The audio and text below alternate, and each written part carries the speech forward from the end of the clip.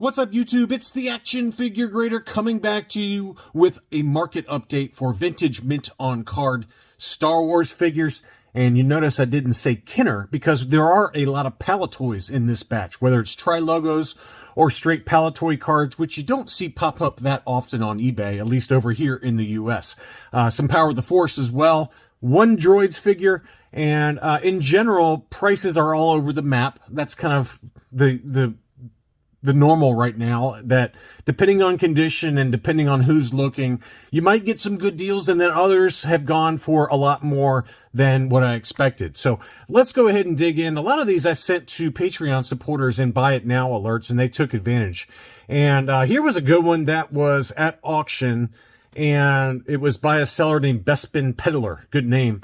I have not bought from this seller before, but he had a really nice 41 back D Obi-Wan Kenobi. It seems like it's kind of tough to find Obi-Wans on a ESB card. And it looks like to me the figure's got a little bit of degradation going on.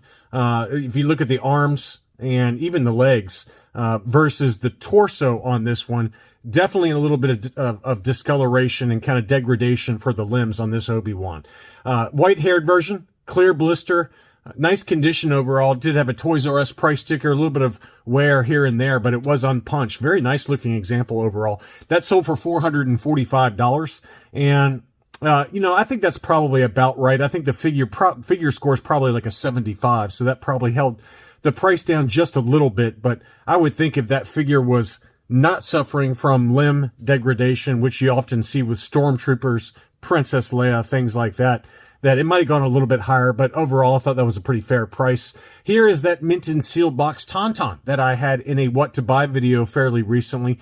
It did have like a yellow tag price discount there from Dwayne Toyland.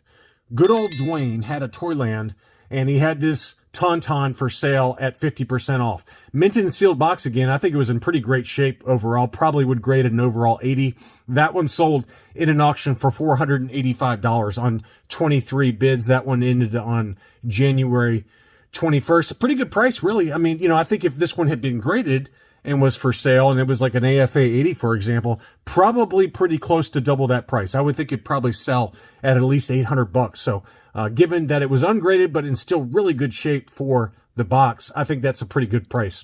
Next up here is one that I did have in a buy it now alert, and it was a Forlom on the 48 back free Revenge of the Jedi Empire Strikes Back card. I always call this one the poor man's debut card for Forlom. There is a very difficult to find 48 offerless, 48A offerless card back, and that one, there's not many examples left because Forlom really, he made his debut as part of the 47 back mail away offer on the Empire Strikes Back card. So not many of these out there, at least relative to some of the others that you see.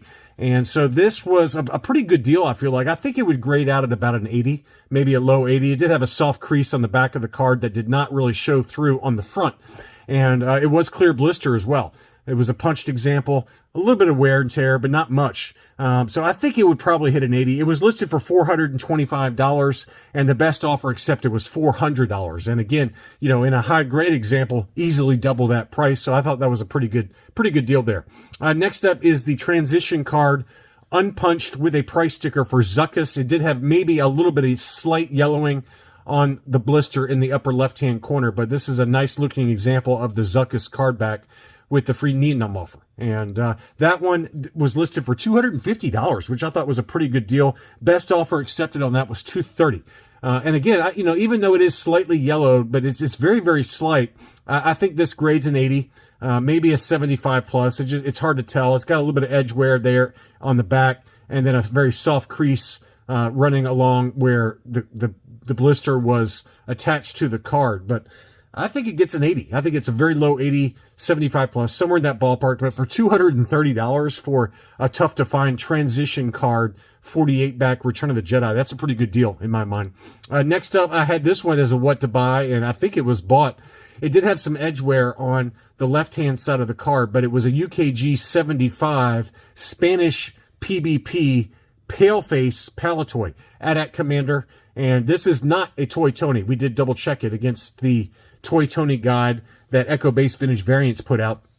And I think it's the Palitoy 45 back that the AT-AT Commander was known to be a toy Tony for. So this 65 back D was graded 75 for the card, blister 85, figure 85. And I think that's correctly labeled because, you know, it did have all this edge wear on the left-hand side. And so that brought the overall score down to the 75, even though it did have 285 subscores. But it's a Spanish PBP figure, mint on card. Kind of hard to pass that up, and it sold for $400, which I thought was a pretty fair deal. Really nice example of the Spanish figure. Next up, this seller had a couple, Lumat 2 over in Australia had a couple of Palitoys that I thought were good deals. Nobody bid except for one bidder on both of them, and I think I've got the other one coming up in a little bit, but this is the Bib Fortuna. It looks like a clear blister. If it is yellowed, it's very faint. You know, maybe slight yellowing. It's very faint though. But this is a Palitoy 65 back. That one sold for $158 for Bib Fortuna. Punched example, no price sticker. So really nice looking example of the 65 back. Here's another 65 back from a different seller. Clear blister double stem for Admiral Akbar. So this is how I usually picture most Palitoys to be, this double stem. So it's kind of a unique bubble style for these Palitoys. And they didn't use it on all of them, obviously, because this is not a toy Tony. But, you know, this one did not have the double stem, but this one did. And that one sold for $204.40. And here is a standard U.S. Kenner release for Admiral Akbar.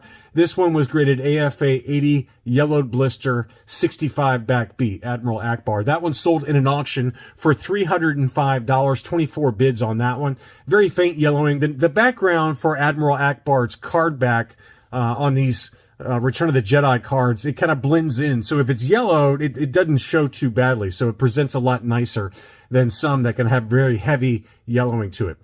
Here was another one. This was a 65 back Return of the Jedi clear blister, Ben Kenobi unpunched. Very, very nice example. This one sold over in Europe for 355 euros, which is 386 US dollars. But tough to find these US Kenner cards with no yellowing, and I don't think this one did. And this one did not have any discoloration to the limbs for this particular Ben Kenobi versus the one we just talked about that had some degradation going on. So very good deal on that unpunched example. Here was another one. This was a 77 back clear blister squid head, and this was a punched example that sold for $164. Pretty good deal there, and that's about in line with market. I've documented a few that were either punched examples that went for about $150 to $175. Unpunched, you might creep up closer to $200, but in general, squid head is not tough to find clear blister for whatever reason on the U.S. Return of the Jedi card backs, 60 or 77 backs. So a pretty good deal there, pretty much in line with market. Here was a 77 back alternate image Rockstar Chewbacca. And this one was a punched example with some heavy edge wear and pretty heavy yellowed blister. This is probably about a 75 grade, but that one sold for $313. And again, in higher grade, you're going to pay a little bit more for that. So I think that was an appropriately discounted final sales price, just given the edge wear, and the blister had some very minor dings to it, and it was obviously also yellowed. But it is the alternate image, and those tend to command a pretty good price. Next up, I've got some Palitoy Trilogos that sold. This one was actually, I thought, a pretty good deal. This one, the blister on this Trilogo Klaatu Skiff Guard outfit was very clean, and it was an unpunched example. One little light crease issue on the top of the card right here. It might just be some kind of scuffing to it. It may not be a crease, but it was unpunched. Very clean condition. As you can see, the blister's in really great shape. Back of the card was also in great shape. I thought that was a great deal at $179.50. That's a price I would have paid all day long. Next up, this was I think this is a French Meccano blister for the Anakin Skywalker Trilogo. So you can see how kind of narrow and smaller that blister is. That's probably, if I had to guess, a French Meccano blister on that one. Don't quote me on that. I don't know Trilogos very well or the blister styles and things like that. But just looking at it, this is probably the Anakin you want to go after if you're interested in the Trilogo, because it doesn't jostle around nearly as much as the standard Palitoy Trilogo blister. And I've talked to so many people, Chris W. over at Rogue 5 Toys, several other people have bought the standard Palitoy Trilogo blister Anakin Skywalker, and because that figure is kind of heavy, it jostles around in shipping, and it shoots right through that Palitoy blister. So I think if I'm going to get one, it would probably be this one. This is kind of the Meccano style blister, I believe. And so it's a little bit more kind of in place, so it doesn't kind of jostle around too much. So I thought that was a pretty good buy, though. Again, that was down in Australia. It sold for $401 US, very clean condition. Next up, here was one I did have in my what to buy video. It actually did sell prior to the video going live. But this was an AFA 85 German Parker Dengar. I really wanted this one. Very nice kind of variation. You can tell it's the German Parker because it's got kind of that wider hang tab style versus the more traditional kind of fatter and smaller style. But this was a beauty. AFA 85, 85, 85, 85 for the subscores. So that was a stunner. KB Toys price sticker. That one was listed for $800 US. That one sold for $750 in a make an offer situation. There's the label on that. Archival case, German Parker card, straight 85s. About as good as it gets for a Trilogo. So congratulations, whoever picked that one up. Next up, I just want to talk briefly about Luke Stormtrooper. Whether it's mint on card or loose graded, they have just continued to skyrocket lately. And I'm sure that I'll talk about it in a loose graded video here soon. But there were some UKG 85s, a UKG 90, an AFA 80 plus. They all sold for astronomical prices. It's pretty incredible what they've sold for. And as crazy as it sounds, this mint on card that was pretty beat up actually sold for less than what loose graded examples have sold for Luke Stormtrooper. So this one was a kind of a beater Trilogo, obviously probably like in 50 or 40 grade condition, but it sold for $1,000. So this one has really, this figure, this particular character, while it has always been expensive, I feel like now it's entered another stratosphere in terms of price. It's actually kind of in line with Yak Face in terms of what those prices have done. Now, it's obviously gone more expensive than Yak Face, which, as it should be, it's a more difficult figure to find mint on card. Mint on card Yak Faces, even in this condition, would probably sell for higher than this one.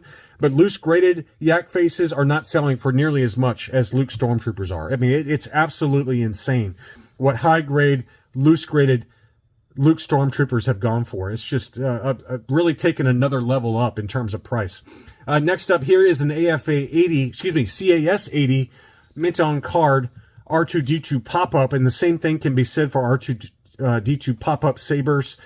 Really have gone up in price. This one was unpunched, high grade CAS 80, and it sold for $1,650. It kind of sat for a little bit. I wasn't sure if it was going to sell or not, but it did sell at $1,650, unpunched, no price sticker on that one. So big final sales price. Some Power of the Force to finish things off before we dig into one droids figure. This was an unpunched Ramba, mint on card, and yellowed blister on that one. That one sold in an auction for $338. And then likewise, the Warwick was mint on card with a price sticker in the lower right-hand corner, again unpunched. That one also sold for $338. This Luke Skywalker in Battle Poncho was one I did send out to my Patreon supporters. I assume that one of y'all picked it up. I don't know for sure. This one was kind of unpunched with some very minor wear up here, like maybe one little tiny litho tear. I think this one easily gets an 80 plus grade with the graders if you decided to grade it, but very lightly yellowed, but very, very great shape. You can see the back of it here. The back is just pristine on this one. That one was listed for $540. The best offer accepted on that was $500. So pretty good deal for an 80 plus condition Luke Skywalker in Battle Poncho. Very, very clean. And then finally, this one was at auction. Did have some condition issues at the top of the card, as you can see, some edge wear. With a price sticker for the Droids C-3PO, $880 on that one. And I think that we documented one at Hakes that was a CAS 85 that sold for about $1,000 or more. So very expensive for the Droids C-3PO, Droids R2-D2. Obviously the Droids A-Wing that we covered in a recent video, that one also has shot to the moon. And not even to talk about Tig From or Sice From mint on card from the Droids line. Those have also really gone up in price. So anyway, I hope you enjoyed this look at recent sales for mint on card figures. Thanks as always for watching. Please consider subscribing if you're new to the channel, and I'll be back soon.